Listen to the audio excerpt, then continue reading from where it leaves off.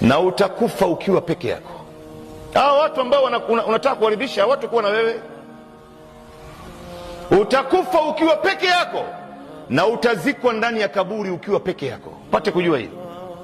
Huyu ambaye unakwenda mbio unataka kumfurahisha na kumridhisha, hatakuwa na wewe wala hatakusaidia kwa chochote. Na malaika ndani ya kaburi watakukalisha chini, Munkar wa Nakir, watakuuliza maswali ukiwa peke yako. Na siku ya Kiyama utatoka ndani ya kaburi katika mkondo wa mwisho ukiwa peke yako.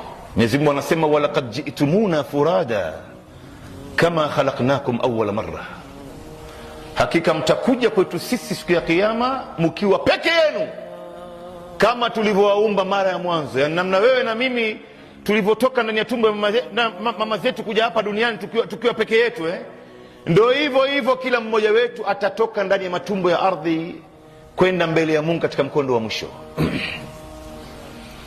Na Mwenyezi Mungu Subhanahu wa Ta'ala atakusimamisha mbele yake ukiwa peke yako, atakuita kwa jina, ya fulan bin fulan, atadhkuru yawma kadha wa kadha.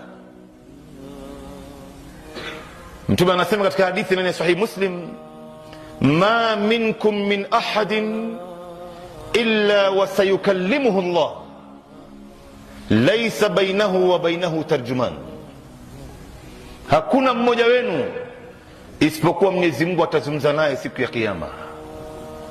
Hakuna baina ya Mungu na huyu bwana na wewe tarjuman, mkalimani. Labda uelewi lugha ya Mungu, unataka wakili wa kutafsiri lugha yako akuandikie, hakuna hiyo. Utaelewa lugha ya Mungu kinaga ubaga.